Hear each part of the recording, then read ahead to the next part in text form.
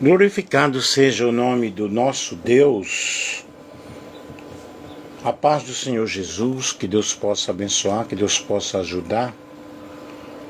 Dizendo para os nossos amigos que, como eu havia falado, que eu me operar de cataratas, desse olho aqui, fui realmente para a cirurgia, fiz todos os procedimentos, porém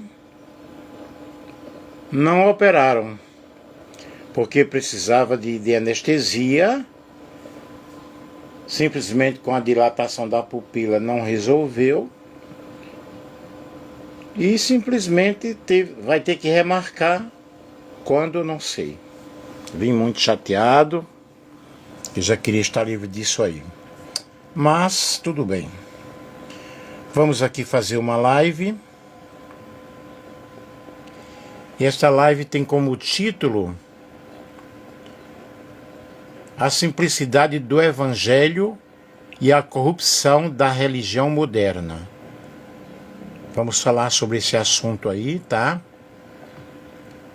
A simplicidade do Evangelho e a corrupção da religião moderna. Os sacrifícios do Velho Testamento eram sangue. E nós vamos explicar tudo isso aí. Segundo aos Coríntios, capítulo 11, versículo 3. Assim como a serpente enganou Eva, também sejam corrompidas as vossas mentes e se apartem da simplicidade que há em Cristo. Nós vamos falar sobre esse assunto aí, que é um assunto muito legal, um assunto muito top. Eu fiz uma pesquisa aqui, um apanhado geral, e vamos falar sobre a simplicidade do Evangelho e a corrupção da religião moderna. E até eu mandei para um amigo aqui a live, e ele falou assim, cada tema complicado, cada coisa complicada. Antes era Jesus salva, cura, batiza com o Espírito Santo, prepara o pecador e leva para o céu. Gente, as coisas mudam. Hoje nós temos formação teológica, nós temos cursos teológicos, os tempos mudaram, as situações mudaram. E continuamos pregando que Jesus salva, cura e batiza com o Espírito Santo e leva a pessoa para o céu, para o paraíso, quando essa pessoa está preparada. Porém, nós temos que pregar de acordo à época, de acordo às situações, de acordo às circunstâncias. E esse tema aqui eu vou falar sobre a simplicidade do Evangelho, que não precisa complicar tanto, e falar sobre a corrupção da religião moderna, o que está acontecendo, como as coisas mudaram, como os valores mudaram. E para isso é necessário uma preparação. Eu fiz uma pesquisa aqui como se fosse um TCC. Vivemos em uma geração em que o Evangelho puro, simples e transformador, ele na realidade foi trocado por objetos ungidos, campanhas financeiras abusivas, misticismo disfarçado, comércio da fé, promessas vazias, manipulação emocional, e aquilo que era graça se tornou negócio. Então vejam que nós vivemos em uma época dessa forma, portanto, os temas das nossas mensagens têm que realmente mudar, porque na época de Jesus não existiam essas coisas que eu estou falando aqui. Existiam outras situações, mas o Evangelho é simples. É simplesmente aceitar o Evangelho e seguir a Jesus, mas existem regras, existem preceitos, existem situações. E aquilo que era poder de Deus virou, na realidade, um ritualismo muito forte, um ritual humano. E aquilo que era fé virou superstição organizada. Mas Cristo nos chamou para a simplicidade, nos chamou para a verdade, nos chamou para o arrependimento. E hoje nós vamos desmascarar aquilo que desfigura o Evangelho. O sangue não era porque Deus gostava de sangue. Deus não é um Deus sanguinário. Como nós observamos no Velho Testamento, muitas guerras, muitas situações, mas ele mesmo declara: misericórdia quero e não sacrifícios, Oséias capítulo 6, versículo 6. E o sangue não era para satisfazer Deus, mas era para mostrar a gravidade do pecado, mostrar como o homem estava envolvido na desobediência, estava envolvido no pecado. E o sangue representa a vida. Na cultura hebraica e no plano divino, a vida da carne está no sangue. Levítico capítulo 17, o versículo 11. O sangue era símbolo de uma vida entregue ao Senhor, era símbolo de uma vida dedicada ao Senhor. E nós sabemos que Deus ele está presente em toda a história da humanidade, e aqui nós vemos Deus preparando algo para o resgate do homem. O sangue é justamente símbolo, né, de substituição, de quitação de culpa, restauração da aliança. O sangue não era violência, era a vida dada em lugar da morte do pecador. E o sistema de sacrifícios não foi criado por Deus para sempre. Era temporário, pedagógico. Mas por que era temporário e pedagógico? Porque o povo precisava entender o peso real do pecado. E sem isso ninguém reconhecia a necessidade de um redentor.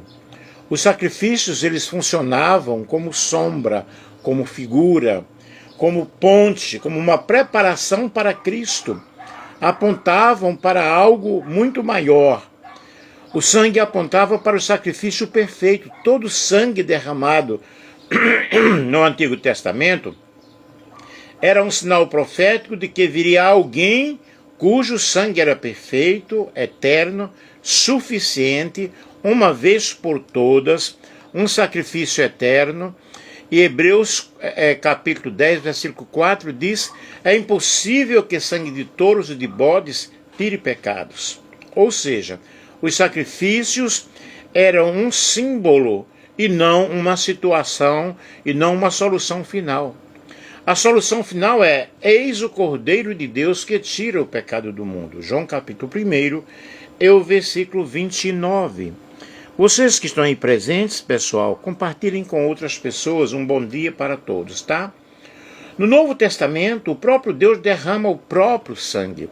Se no Velho Testamento Deus pedia que alguém morresse no lugar do pecador, nós vemos no Novo Testamento que Deus fez algo extraordinário, fez algo maravilhoso. Ele mesmo se entregou, Deus fez o sacrifício final. João 3,16 diz que Deus amou o mundo de uma tal maneira que deu seu Filho unigênito, para que todo aquele que nele crê não pereça, mas alcance a vida eterna. E Deus proveu o próprio sangue. Deus pagou a dívida que o homem não podia pagar.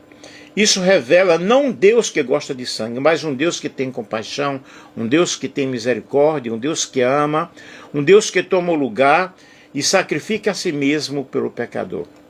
E no Velho Testamento Deus usa o sangue como um símbolo pedagógico da vida substituta e do peso do pecado. No Novo Testamento nós vemos o próprio Deus que oferece o sangue do seu Filho e encerra o sistema sacrificial para sempre. Eu não preciso mais fazer sacrifícios.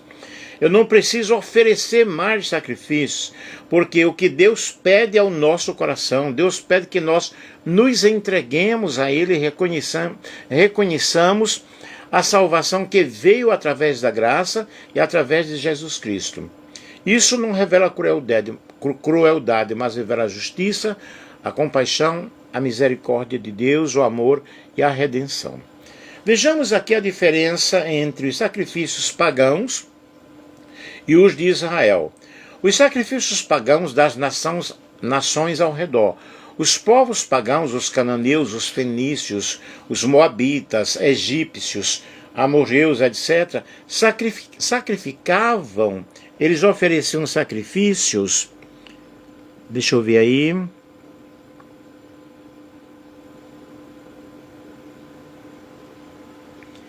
Maria Gabriela, vamos estar orando, tá? Então esses sacrifícios eram sacrifícios por motivos completamente diferentes. Sacrifícios para manipular os deuses em que eles acreditavam. Seus deuses eram instáveis, seus deuses podiam ser influenciados por oferendas. Precisavam de ser convencidos, o Deus da chuva, da colheita, da vitória e da proteção, muito embora que esses deuses realmente não existiam. Existiam na mentalidade deles. O próprio Deus que existe é o Deus verdadeiro. O sacrifício era suborno espiritual. Derramavam sangue para alimentar os deuses. Na mente pagã, os deuses precisavam de sangue, precisavam de comida, cheiro e oferendas. O sacrifício era para suprir uma carência do Deus, que até envolvia sacrifícios humanos e às vezes até crianças. Nós vemos, por exemplo, o deus Moloque. Os povos sacrificavam filhos queimando-os vivos. Isso era diante de Deus uma abominação total. Havia orgias, havia rituais, automutilação, como no caso entre os profetas de Baal, em 1 Reis capítulo 18, práticas de necromancia, de magia, sacrifícios pagãos, muita violência, muita imoralidade, muita manipulação. E vejamos os sacrifícios de Israel no sistema de Deus. Agora observe como tudo é diferente. Não era para manipular Deus. Deus deixa claro: eu não preciso de sangue de touros e nem de bodes. Salmo 50, versículo 13. Israel sacrificava para obedecer, não para uma manipulação. Deus não ganhava nada com sangue. Era o homem que aprendia algo sobre a santidade de Deus e a seriedade do pecado. O sacrifício não alimentava Deus, mas dava acesso ao perdão ao Senhor. Era uma forma de obediência. O sangue não era para Deus, era para o homem ser perdoado. O sangue fará expiação pela vossa alma. Levítico, capítulo 17, versículo 11. Era justamente um caminho pedagógico, não uma necessidade divina, e nunca envolveu o sacrifício humano. Pelo contrário, Deus condena isso repetidas vezes na sua palavra, que é abominação, profanação, obra das trevas, e em Israel a vida humana é sagrada. O único filho oferecido foi o Filho de Deus, e ele ofereceu a si mesmo. O sacrifício tinha propósito espiritual e moral. O sacrifício em Israel ensinava a gravidade do pecado, a necessidade do arrependimento, a santidade de Deus, a responsabilidade moral. Era um ensino espiritual, não um ritual mágico. Era um sistema temporário que apontava para Cristo. Os sacrifícios pagãos eram contínuos, sem fim. O sacrifício em Israel era uma sombra, um símbolo. Tudo apontava para justamente o Cordeiro de Deus que tira o pecado do mundo. E Cristo veio e ele consumou a obra da salvação. Está consumado. João 19:30. O sistema sacrificial acabou. E os sacrifícios pagãos eram uma manipulação dos deuses, superstições, violência, prostituição cultural, sacrifício humano, medo, magia. E os sacrifícios de Israel nos traziam um ensinamento espiritual, algo pedagógico. Santidade, confissão de pecados, substituição, aliança, preparação para Cristo. O paganismo oferecia sacrifícios para mudar o Deus. Israel sacrificava para para mudar o homem. O paganismo sacrificava para nutrir os deuses. Israel sacrificava porque Deus queria salvar e restaurar o homem. E no fim o Deus de Israel não pediu sangue de homens, ele derramou o sangue do próprio Filho, do próprio Cristo. E porque os sacrifícios do Velho Testamento não são como, por exemplo, às vezes como acontece em algumas religiões afro, né? Nós vemos os sacrifícios do Velho Testamento que eles foram instituídos diretamente por Deus. Levítico capítulo 1 ao capítulo 7. E o objetivo era a expiação, era a aliança, era a purificação, era a devoção. Estavam ligados ao pacto mosaico, a presença de Deus no tabernáculo e depois no templo. E os rituais afro-brasileiros, por exemplo, são práticas religiosas de matriz africana, Yorubá, Banto, etc. E o objetivo é o culto aos orixás, a manutenção de energia, um equilíbrio espiritual, não expiação pelos pecados perante um Deus único da aliança bíblica. No Antigo Testamento não há manipulação espiritual. Algumas pessoas confundem sacrifícios com práticas de manipulação ou feitiçaria. Mas nós observamos no Velho Testamento que os sacrifícios não era para manipular a Deus. Era obediência e não troca. Deus sempre rejeitou qualquer sacrifício para controlar e influenciar o mundo espiritual. 1 Samuel, capítulo 15, versículo 22, Isaías, capítulo 1, versículos 11 ao 17, e Oséias, capítulo 6, e o versículo 6. Já nas práticas mágicas religiosas, há elementos simbólicos para atrair, para afastar ou influenciar entidades, que não é o caso do culto bíblico. O sacrifício bíblico era pedagógico e profético. Cada oferta ensinava sobre a santidade de Deus, o pecado do homem, a necessidade da expiação, a substituição, um inocente morrendo no lugar do culpado, e principalmente apontava o sacrifício de Jesus. Apontava profeticamente para Cristo e sacrifício perfeito. Hebreus capítulo 10, versículo 1 ao 10. Nenhuma religião de matriz africana tem esse conceito de tipologia messiânica. Havia sacrifícios não sangrentos, oferta de manjares, farinha, azeite, oferta de cereal, libações, incenso. Isso mostra que o foco era magia com sangue. Não era magia com sangue, tá? Mas era uma adoração, e era uma adoração ao Senhor, consagração.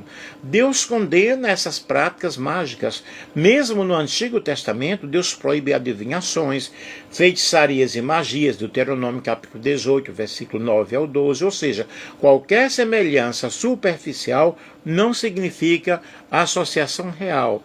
Por que então algumas pessoas têm essa impressão? Porque o elemento sacrifício de animais também aparece em outras culturas. Mas isso é porque todas as civilizações antigas possuíam rituais sacrificiais. O mundo era agrário e simbólico. O animal representava vida e valor. E o que diferencia Israel é o sentido teológico e moral único e revelado. Embora superficialmente pareça semelhante, o sacrifício bíblico é teologicamente único, voltado para a expiação, a aliança e a revelação do Messias, mas nada a ver com macumba ou práticas mágicas, ok? Porém, esses sacrifícios de ervas e de folhas que aparecem principalmente na Umbanda, também com plantas. E lá também existem essas situações. Mas em Israel eles usavam plantas, mas com outro significado. No Antigo Testamento apareciam alecrim, isopo, usado para purificação simbólica. Levítico capítulo 14, Salmo 51, versículo 7. Havia o incenso, que era mistura de resinas, especiarias e plantas aromáticas. Êxodo capítulo 30, versículo 34 ao 38. Também havia o azeite da santa unção, azeite e unção com plantas aromáticas, com mirra, cássia, canela. Êxodo capítulo 30, versículo 23 ao 25. Ofertas de cereais, farinha, grãos, azeite e vinho. Levítico capítulo 2, Números capítulo 15. Ramos na festa dos tabernáculos, Levítico 23, 40, ou seja, plantas, folhas e ervas eram parte do culto bíblico ordenado por Deus. Mas o sentido era consagração, purificação simbólica, memorial da aliança, gratidão, adoração e nada de manipulação espiritual. A Umbanda e Candomblé eles usam plantas, mas com outras finalidades. Nas religiões afro-brasileiras, As ervas são usadas para limpeza energética, equilíbrio dos corpos espirituais, banho de descarrego, oferendas a orixás, harmonização espiritual, ou seja, há um conceito de energia, axé e força vital, o que é completamente diferente da teologia bíblica. Então aí nós temos os cultos afros, né? E nós devemos respeitar, cada um com seu entendimento, cada um com a sua cultura. Eu estou aqui simplesmente mostrando a diferença entre o culto bíblico e o culto dessas religiões afro. O ponto é este: a semelhança é superficial, não espiritual. Plantas existem em qualquer lugar, em todas as culturas. Gregos, egípcios, israelitas, africanos, europeus usavam ervas na religião. Mas isso não significa que seja a mesma coisa. Cada um tem a sua forma, tem o seu objetivo. A diferença, na realidade, é uma diferença fundamental. Israel usava plantas como símbolo, mas Umbanda usa plantas como energia espiritual. No Antigo Testamento não se acredita que a erva tinha poder. Quem purifica é Deus, não o isopo. Quem consagra é Deus, não a mirra. Quem cura é Deus, não a planta. Na Umbanda a palavra tem força, axé, vibração, né? A planta participa espiritualmente do processo.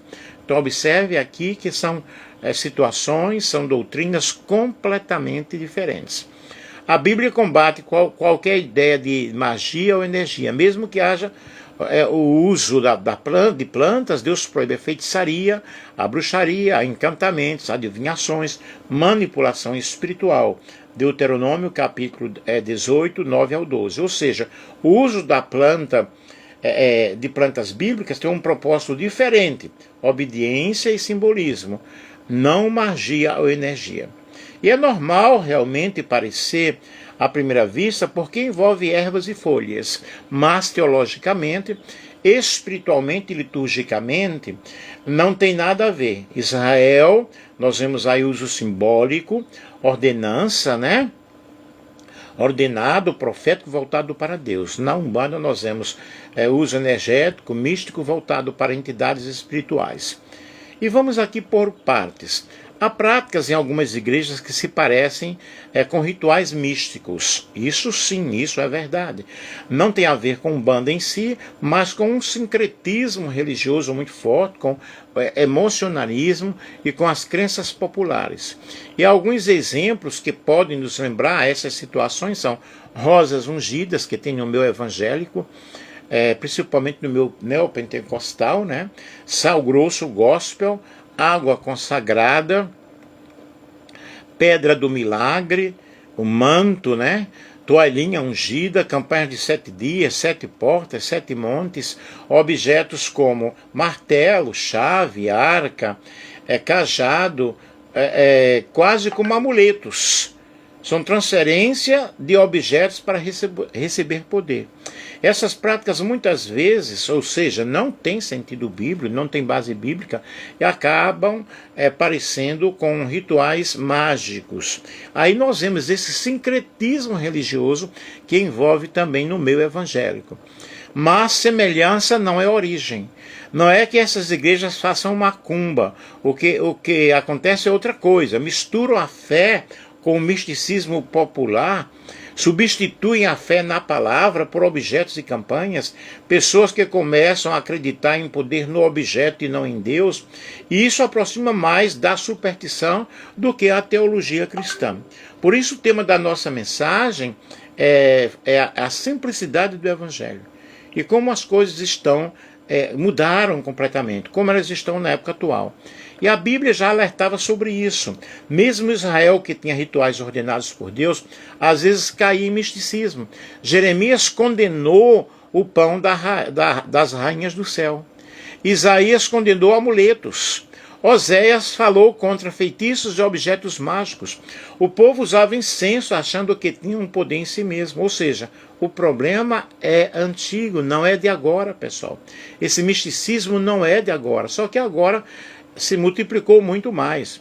O evangelho não precisa de objetos. Jesus cura com a palavra, expulsou demônios com autoridade, libertou sem amuletos, orou sem rituais. Os apóstolos pregaram, ungiram com óleo, símbolo, simbólico, não magia. Impuseram as mãos, ensinaram a palavra. Nada além da palavra, nada além disso. E onde está o perigo? Quando uma igreja transforma o objeto em meio de poder. Quando faz campanha de barganha, faça isso que Deus vai te dar aquilo. Quer dizer, hoje nós temos o que? A troca, a mercadologia da fé. Criam rituais fixos, plásticos, simbólicos, sem base bíblica. Não há uma base bíblica para isso. Promove fé no objeto, no monte, na água, no pano, no sal, na rosa, no sabonete ungido. E isso sai da simplicidade do Evangelho de Cristo. E porque entra num misticismo religioso popular muito grande. É uma superstição antibíblica. O Evangelho é simples. Paulo ele disse: temo que assim como a serpente enganou a Eva, a vossa mente seja corrompida e se aparte da simplicidade que há em Cristo, segundo aos Coríntios, capítulo 11, versículo 3. O Evangelho é palavra, o Evangelho é poder de Deus para a salvação de todo aquele que crê. O Evangelho é arrependimento, é fé, é comunhão, é oração, é discernimento, é vida no Espírito. Não precisa dessas coisas. Muitos trocaram a simplicidade do Evangelho pela ganância. Isso não é novidade para Deus, isso sempre existiu. A Bíblia já anunciava isso. Por avareza farão de vós negócio com palavras fingidas, segundo Pedro 2,3, e alguns pensam que a piedade é fonte de lucro. 1 Timóteo 6,5. Ou seja, não é evangelho, é comércio de fé. Quando o evangelho vira negócio, ele perde o poder, o que era antes oração, o que era antes arrependimento, o que era fé, o que era comunhão, o que era simplicidade, o que era vida no Espírito. Se transforma em quê? Em campanha. Campanha por dinheiro, em objetos ungidos, vendidos, comércio espiritual, manipulação emocional, profecias vendidas, revelações por dinheiro, marketing de fé, barganha com Deus. E Jesus até expulsou os cambistas do templo. Por isso mesmo, Jesus condenou esse tipo de coisa, esse tipo de religião. Mas ele brigou com os religiosos que exploravam o povo, chamando de sepulcros caiados, guias cegos, transformaram a casa de oração em covil de salteadores, usurpadores da fé dos simples. E ele disse: vocês devoram as casas das viúvas. Marcos 12,40, isso é exatamente o que ele descreveu. O verdadeiro evangelho é: venham a mim, não venham ao objeto. Meu jugo é suave, não me pague que faço campanha, A verdade vos libertará, não faça ritual. Aprendei de mim, não comprem amuleto. Paulo resumiu assim: a simplicidade que há em Cristo, segundo aos Coríntios 11, versículo 3. É isso que muitos perderam, Onde está a raiz de tudo isso? A raiz está na busca do poder, na ganância, no ego humano, no marketing religioso, gente que não quer servir, quer lucrar, profetas e apóstolos sem chamada verdadeira. E isso tem destruído a fé de muitas pessoas. Mas Deus sempre preserva um remanescente. Mesmo quando Eli era corrupto, os filhos de Eli eram abusivos. Os sacerdotes vendiam os sacrifícios. Os profetas eram falsos. Deus sempre tinha um Samuel, um Jeremias, um Eliseu. E há muita gente honesta e piedosa e séria no ministério. Só não faz barulho como os outros, E o evangelho de Jesus é um evangelho que cura através da palavra, liberta com autoridade, a pregação é com clareza, ele chama para o arrependimento, ele não vendia milagres, ele não fazia comércio no templo. Não existe no Evangelho campanha de 7 portas, água consagrada, rosa milagrosa, chave ungida, martelo profético. Jesus não disse: quem comprar receberá. Ele disse: quem crê verá a glória de Deus. E quando a religião se corrompe, nasce o comércio da fé. E a Bíblia já alertava isso. Por avareza farão de vós negócios, segundo Pedro 2:13. Alguns pensam que a piedade é fonte de lucro, 1 Timóteo capítulo 6, versículo 3. E hoje vemos igrejas que usam esses amuletos, cultos transformados em shows de manipulações, pastores que exploram o medo das pessoas, campanhas que exploram o problema financeiro, promessas que amarram o povo pelo emocional. Isso não é o Evangelho. É mercantilização do sagrado. Quando o objeto toma o lugar da fé, o povo começa a acreditar na toalhinha, na água, no sal, no óleo mágico, no pó profético, e esquece que o poder não está no objeto, o poder está em Jesus, o poder está em Cristo. Quando a fé está no objeto, não é evangelho, é superstição, ainda que feita dentro de um templo. A igreja não é terreiro, a igreja é o evangelho, a igreja não é outra coisa. Nós precisamos entender que cada religião tem as suas crenças, cada religião tem a sua forma de ser. Mas o problema é que as igrejas copiaram muitas práticas místicas dizendo que isso é fé. Isso não é o verdadeiro evangelho. A diferença é clara. A Umbanda, por exemplo, usa ervas como energia, o cristianismo usa o óleo como símbolo, religiões místicas usam objetos como força, Cristo liberta pela palavra, e quando uma igreja usa amuletos, ela não está pregando o verdadeiro evangelho. Ela está oferecendo superstição disfarçada. A religião corrompida produz um povo dependente do líder. Quando o evangelho sai, entra medo, entra manipulação, controle, dependência do pastor, campanhas intermináveis, troca de favores com Deus, e Jesus disse: o meu jugo é suave e o meu fardo é leve. E a religião moderna diz: faça campanha, volte amanhã, pague o voto, compre o kit da fé.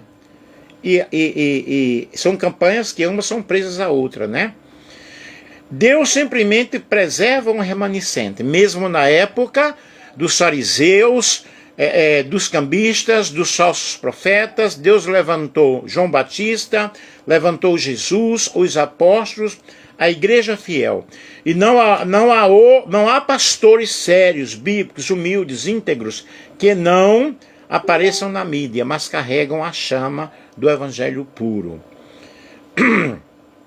Vejamos aqui a aplicação. Nós somos chamados para voltar à simplicidade.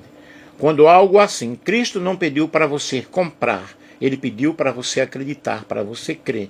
Cristo não te chamou para campanhas manipuladas, Ele te chamou para o arrependimento verdadeiro. Cristo não te deu amuletos, Ele te deu o Espírito Santo.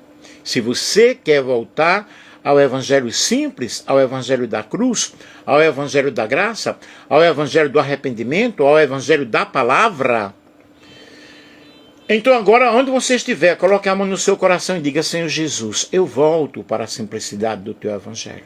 Rompe em mim toda superstição, todo medo, toda manipulação.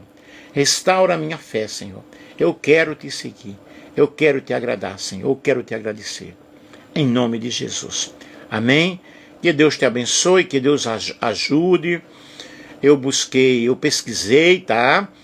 Compreendendo o Antigo Testamento, Bernhard Anderson, na Bíblia Revista e Atualizada, Bíblia em português, discipulado Dietrich Bonhoeffer, a religião na Mesopotâmia, Jean Botério, História de Israel, John Brighter, Introdução ao Antigo Testamento, Roland Harrison, Teologia do Antigo Testamento, Walter Kaiser, Introdução aos Livros Poéticos e Proféticos, Tremper Logman, A Fé Cristã Explicada, Hernandes Dias Lopes, Israel e os Povos Vizinhos, Eugênia H. Merrill, Sacrifícios e Oferendas, Jacob Milgrom, O Conhecimento de Deus, J.L. Packer,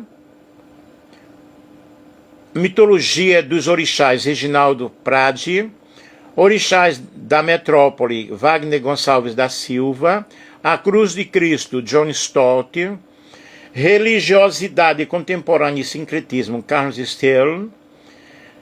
The Book of Leviticus Grand Baptist Redman, Gordon Wehan. O que Deus nos diz, o que nós não entendemos, Christopher Wright. Religiões do Antigo Oriente Próximo, Katia Yamaguchi.